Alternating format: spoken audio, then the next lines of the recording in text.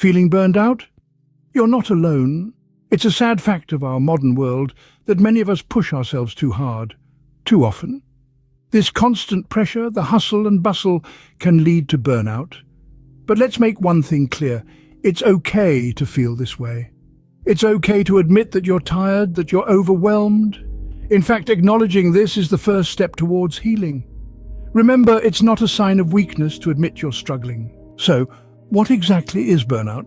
Imagine feeling like an overused candle, your wick slowly burning out, leaving you in a state of utter exhaustion. This is what we call burnout. It's more than just tiredness. It's a chronic condition that affects both your mind and body, leaving you feeling drained and unable to cope with everyday tasks. Burnout is often the result of prolonged stress or frustration, usually related to your work or personal life. But it's not just about feeling overworked. It's a total system overload where your physical and emotional resources are depleted. So, how do you know if you're experiencing burnout? There are several telltale signs.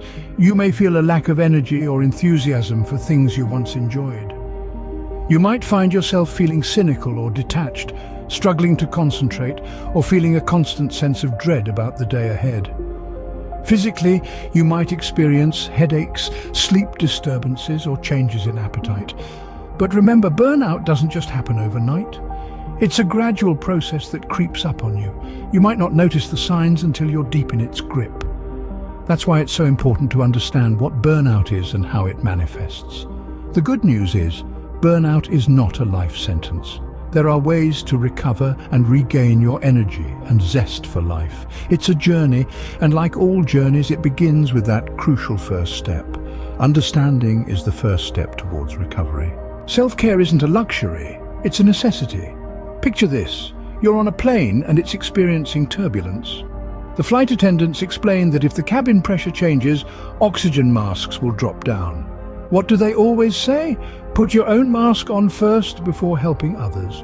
Why? Because you can't help anyone if you're gasping for air. Life works in much the same way. When we're dealing with burnout, it's like we're gasping for air. We're mentally, emotionally, and physically exhausted. It's in these moments that self-care becomes crucial. It's not about indulging or being selfish. It's about replenishing what's been depleted so that we can continue to function, to thrive, and yes, to help others. But we must help ourselves first. Now, let's talk about the physical aspect of self-care. Many of us think of it as bubble baths and spa days, and while those are great, self-care is also about taking care of your body. And it's not just about looking good, it's about feeling good. It's about giving your mind and body what they need to perform at their best. Regular physical activity, for instance, has been proven to reduce stress, improve mood, and increase energy levels. When your body feels better, so does your mind. Exercise releases endorphins, those feel-good chemicals that act as natural mood lifters. It's like hitting a reset button for your brain. Eating well, staying hydrated, getting enough sleep, these are all forms of self-care too. They're vital for maintaining both physical and mental well-being. And here's the thing about self-care. It's not a one-size-fits-all solution. What works for one person might not work for another. It's all about finding what makes you feel good and incorporating it into your routine. So if you're feeling burned out, remember to take care of yourself first. Prioritize your well-being. Give yourself permission to rest, to recharge, to do something just for you. Self-care isn't just about surviving, it's about thriving. It's about becoming the best version of you. So, how about starting with some physical activity? Ever heard of the term runner's high? It's that euphoric feeling you get after a good run. And it's not just for runners. This high is actually a rush of endorphins, the body's feel-good chemicals. And you can experience it from any form of exercise. When you exercise, your body rewards you by releasing these endorphins.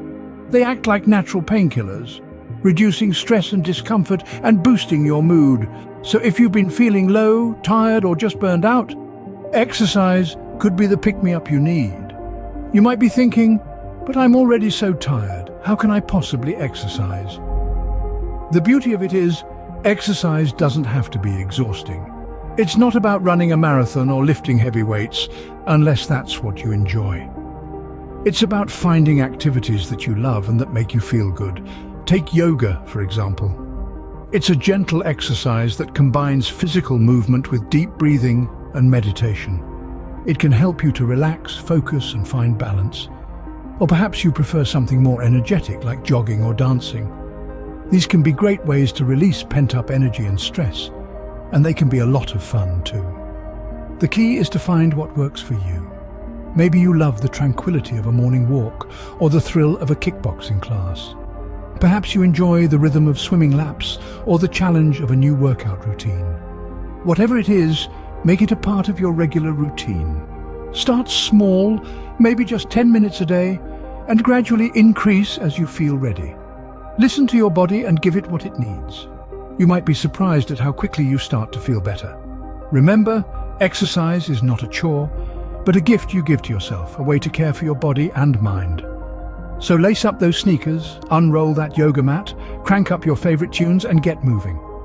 Remember, it's not about how much you do, but rather that you do something you enjoy.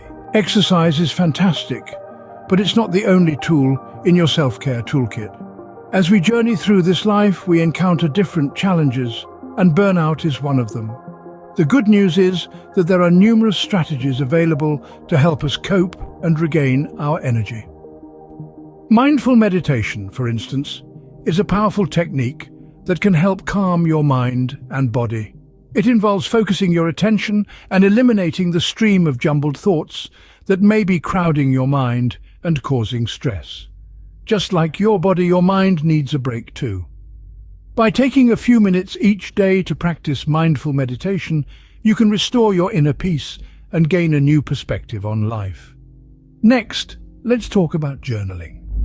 This is not about writing a best-selling novel or a Pulitzer-winning piece.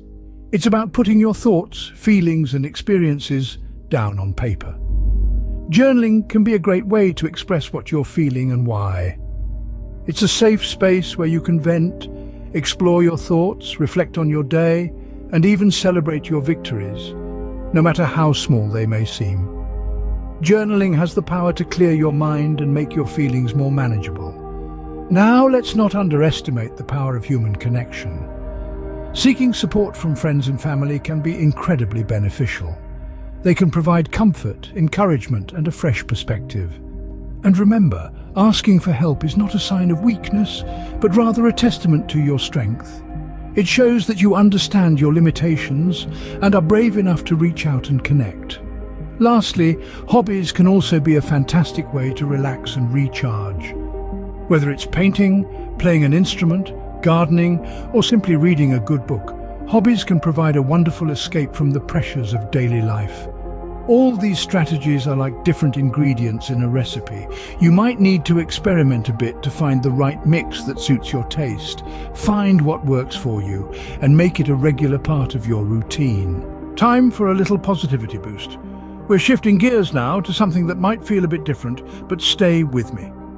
Ever heard of positive affirmations? They're simple, powerful statements that can help you to challenge and overcome self-doubting thoughts. They're like your own personal cheering squad, encouraging you when you need it most. Let's give it a go. Try saying to yourself, "I am capable." Feel the words resonate within you. Or how about, "I am resilient"? Let the strength of that statement fill you. These aren't just words. They're declarations of your own power, your own ability to overcome hurdles. Remember to repeat these affirmations to yourself, especially when things get tough. They can be your beacon, your guiding light through the fog. So say it with me now. I am capable. I am resilient. Believe in your strength, and you'll find you are more resilient than you think. Remember, you're not alone in this. Burnout is a challenge that many face, but it's important to understand what it is, to recognize the signs, and to know that it's okay to seek help. Self-care is not selfish. It's a vital part of maintaining our mental, emotional, and physical well-being. Exercise is more than just a way to stay fit. It's a powerful tool that can help us cope with stress and burnout. Whether it's a brisk walk, a yoga session, or a high-intensity workout, every bit of movement counts. There are also other strategies you can adopt.